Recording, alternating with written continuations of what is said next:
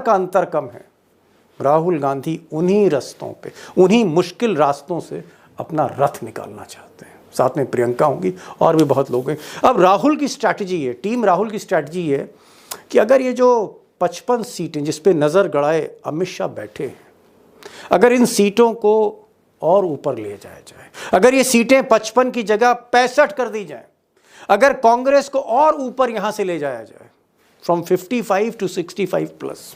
हरियाणा के अंदर प्रधानमंत्री नरेंद्र मोदी जी हर तरीके की संभव और मुमकिन कोशिश कर रहे हैं। यहां तक कि गोदी मीडिया भी ये कह रहा है कि हरियाणा में एंड में भाजपा सरकार पूरा चुनाव पलट कर रख देगी। लेकिन अब राहुल गांधी ने एक और नया खेल शुरू कर दिया दोस्तों। राहुल गांधी ने अमित शाह का जो रिमोट कंट्रोल है उसे छीनने की कोशिश करी है और हरियाणा के अंदर पूरे चुनाव का माहौल बदलने की कोशिश कर दी है। हालांकि हरियाणा के अंदर कांग्रेस की हवा बताई जा रही है। 90 में से तकरीबन 55 सीटें कांग्रेस की हाथ में आती हुई नजर आ रही हैं, लेकिन 55 से 65 पर ले जाना चाह रहे हैं। इस बार राहुल गांधी भारी बहुमत से हरियाणा के अंदर सरकार बनाना चाह रहे हैं और किस तरह से अमित शाह के हाथ से रिपोर्ट छीना जा रहा है, आप लोग इस रिपोर्ट को देखिए। नमस्कार, मैं दीपक शर्मा हूं, मेरे यूट्यूब मंच पर आपका स्वागत है। दोस्तों, देश की राजनीति में 8 अक्टूबर, आने वाली 8 अक्टूबर बड़ी अहम तारीख है, क्योंकि इस दिन जम्मू कश्मीर और हरियाणा के चुनावी नतीजे आ रहे हैं। इलेक्शन रिजल्ट 8 अक्टूबर को, और इसी 8 अक्टूबर को ये तय हो जाएगा कि मोदी जी की ताकत बरकरार है या मोदी की ताकत कम होती जा रही है। और ताकत के इसी खेल में सारे देश की निगाहें हरियाणा पर है। और हरियाणा पर इसलिए है क्योंकि हरियाणा में क्या होता है, कांग्रेस आगे चल रही है। अब दोस्तों, 2014 से मोदी जी का हरियाणा पर कब्जा है, जबरदस्त कब्जा है। 2014 से 10 साल से मोदी और शाह हरियाणा चला रहे हैं। लेकिन ये कब्जा अगर उनके हाथ से निकल गया, राहुल गांधी इस बार बाजी मार ले गए, तो समझ लीजिए मुसीबतों का पहाड़ टूट सकता है मोदी जी के सिंहासन पर, मोदी सरकार पर। और इसीलिए मोदी जी के जो चाणक्य हैं अमित शाह, इनको सारी कमान सौंप दी गई है। अमित शाह ने सबसे पहले मनोहर लाल खट्टर, जो 2 बार के मुख्यमंत्री, इनको किनारे किया, एक अपनी नई टीम बनाई और लेटेस्ट स्ट्रैटेजी मिस्टर शाह की ये है। आप कह सकते हैं कि ज़्यादातर सर्वेज में कांग्रेस 55-50 के ऊपर दिखाई जा रही है। अब यहाँ पर अमित शाह की स्ट्रैटेजी है कि अगर ये जो 55 प्लस सीटें हैं, 55 के आसपास, अगर 10 सीटों पर, 10-12 सीटों पर कांग्रेस को झटका दे दिया जाए, सिर्फ 10-12 सीटों पर, तो कांग्रेस 55 से 42-43 पर नीचे आ सकती, मेजॉरिटी मार्क से नीचे आ सकती है और सरकार फिर बनेगी नहीं। और उसके बाद अगर मेजॉरिटी मार्क से कांग्रेस नीचे आई तो फिर गेम और रिमोट कंट्रोल अमित शाह के ही पास होगा। अब दोस्तों, अमित शाह के प्लान की जो सबसे बड़ी खासियत है वो ये है कि बीजेपी के दम पर वो सीटें कम नहीं करना चाह रहे हैं। वो चाहते हैं कि कोई इंडिपेंडेंट, कोई मायावती जैसी पार्टी, इनेलो जैसी पार्टी या कोई सावित्री जिंदल जैसे मजबूत कैंडिडेट, अगर ये किसी तरह से कांग्रेस को फंसा दे तो बात बन जाएगी। यानी जो उनका प्लान है, कोई भी उम्मीदवार, कोई भी पार्टी किसी भी तरह, किसी भी सूरत से कांग्रेस को फंसा दे। यानी अमित शाह जानते हैं कि ये गेम जीता नहीं जा सकता। जिस तरह से मनोहर लाल खट्टर ने 10 साल हरियाणा की सरकार चलाई, ये गेम जीता नहीं जा सकता, ये गेम फंसाया जा सकता है। अमित शाह गेम फंसाना चाहते हैं हरियाणा का। अब उधर राहुल गांधी ने एंड वक्त पर, आखिरी मोमेंट पर एंट्री ले ली।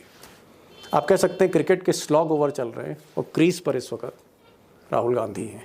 राहुल गांधी आखिरी 3-4 दिनों में भारत जोड़ो टाइप एक यात्रा निकालना चाहते हैं और ये यात्रा बीजेपी के गढ़ में घुसेगी। वो चाहे अंबाला हो, यानी जहां जहां बीजेपी सीट जीत सकती है या अपोजिशन जीत सकता है या हार का अंतर कम है, राहुल गांधी उन्हीं रास्तों पे, उन्हीं मुश्किल रास्तों से अपना रथ निकालना चाहते हैं। साथ में प्रियंका होंगी और भी बहुत लोग हैं। अब राहुल की स्ट्रैटेजी है, टीम राहुल की स्ट्रैटेजी है कि अगर ये जो 55 सीटें जिस पे नज़र गड़ाए अमित शाह बैठे हैं, अगर इन सीटों को और ऊपर ले जाया जाए, अगर ये सीटें 55 की जगह 65 कर दी जाए, अगर कांग्रेस को और ऊपर यहाँ से ले जाया जाए, फ्रॉम 55 to 65+, तो फिर गेम अमित शाह के हाथ में नहीं होगा, अमित शाह के फिर हाथ में गेम नहीं कांग्रेस रहेगा। का ही होगा, क्योंकि इस लेवल पर इतने बहुमत पर ले जाकर सरकार गिराना तोड़ना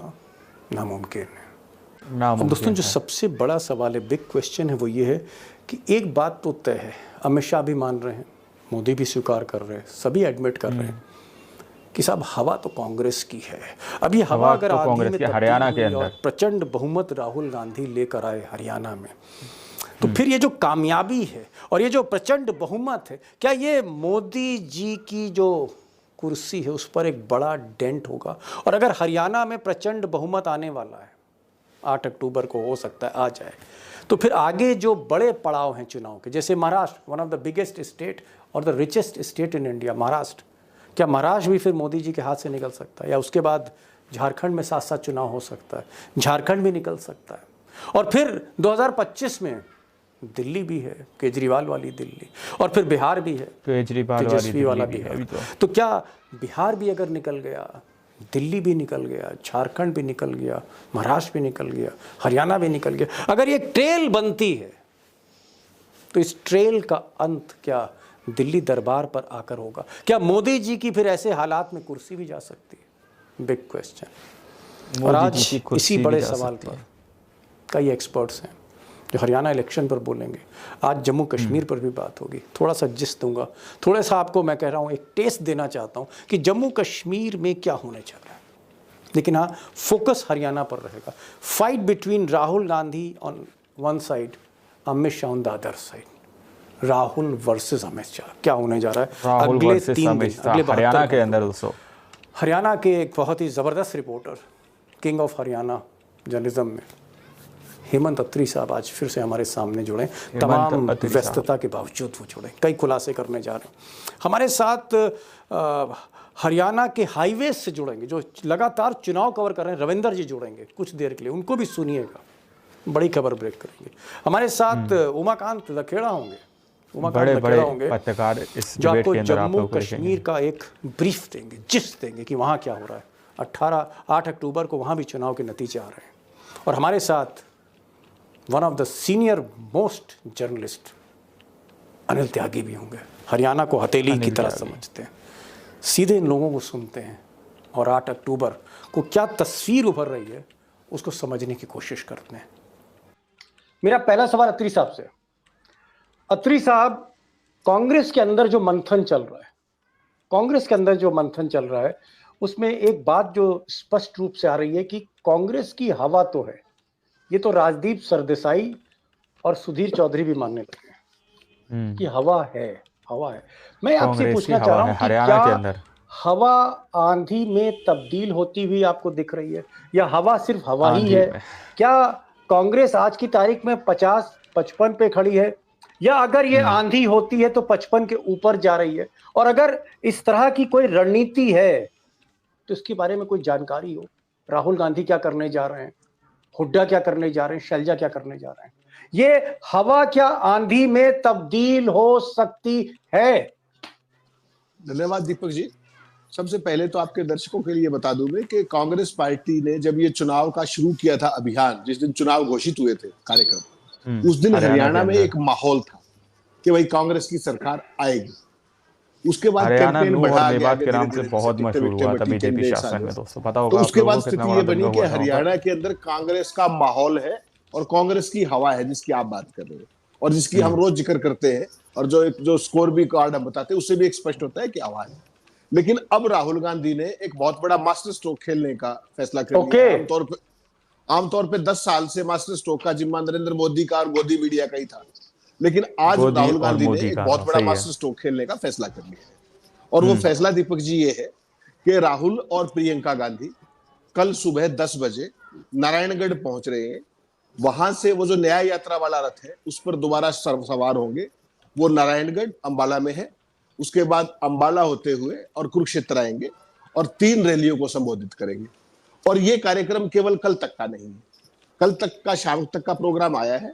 उसके बाद जो उसके 3 दिन बचेंगे प्रचार के, उसका जो टेंटेटिव प्रोग्राम जो मैंने चेक किया अकॉर्डिंग टू सोर्सेज, और जो लगभग कंफर्म सा है, अप्रूवल आनी है बस, उसमें एक दिन क्योंकि 3 तारीख की शाम को 5 बजे तक प्रचार है, आपको पता है।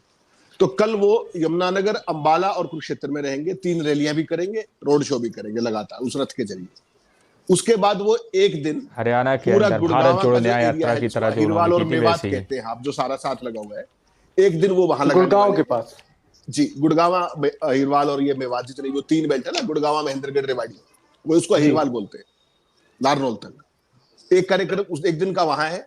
दूसरा दिन जहां कल मोदी जी आए थे, बागड़ का एरिया है, और बांगर का भी एरिया कुछ टच कर सकते हैं वो, यानी कि रोहतक, भिवानी, हिसार, सिरसा, ये वाली जो बेल्ट है, यहाँ पर वो उसी तरीके की यात्रा करेंगे। उसके बाद तीसरे दिन, जो तीसरा दिन बचेगा, उसको दिन वो जीटी रोड बेल्ट, जो सोनीपत से अंबाला जिसकी हम बात करते हैं, चूंकि वो कुरुक्षेत्र कल आ रहे हैं, तो बाकी जो एरिया बचेगा वो बहुत थोड़ा सा बचेगा।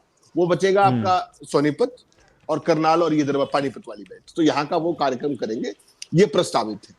ये जो आपने कहा कि हवा, माहौल और लहर, तो राहुल गांधी की योजना ये है कि इस पूरे खेल को केवल 55 और 60 पे ना छोड़ा जाए, जिसकी हम बात करें लगातार के 60 के आसपास कांग्रेस के लिए। राहुल गांधी को कर्नाटक जैसा मैंडेट चाहिए हरियाणा के अंदर। क्या? एंड ही कर्नाटक जैसा मैंडेट कि बीजेपी सोच में ना, कर्नाटका जैसा, बीजेपी जैसे कर्नाटक में कांग्रेस को अत्री साहब, जैसे। अत्री साहब, आप कह रहे हो कि राहुल गांधी को कर्नाटक जैसा मैंडेट चाहिए। अरे भाई, जब 90 में से 55 सीटों पर कांग्रेस खड़ी है और हर आदमी कह रहा है, यही रिपोर्ट अमित शाह की टेबल पर है और वही रिपोर्ट आप भी पढ़ रहे हो, 55 55 55। मैं कह रहा हूं कि जब 55 पर कांग्रेस है तो फिर अब कौन सा। वीडियो के अंदर पत्रकार महोदय आपस में बता रहे हैं कि किस तरह से राहुल गांधी हरियाणा के अंदर एक अप चाह रहे हैं, यानी कि कर्नाटका जैसा मैंडेट चाह रहे हैं। कर्नाटका के अंदर जो हालात देखने को मिले उसी तरह से, यानी कि सीधे तौर पर अगर कहा जाए, जो रिपोर्ट सामने निकल के आ रही है, जो ज़मीनी सर्वे वापस से निकल के आ रहा है हरियाणा के अंदर से, वो ये बता रहा दोस्तों कि तकरीबन लगभग कांग्रेस पार्टी को 55 सीटें 90 में से मिलेंगी।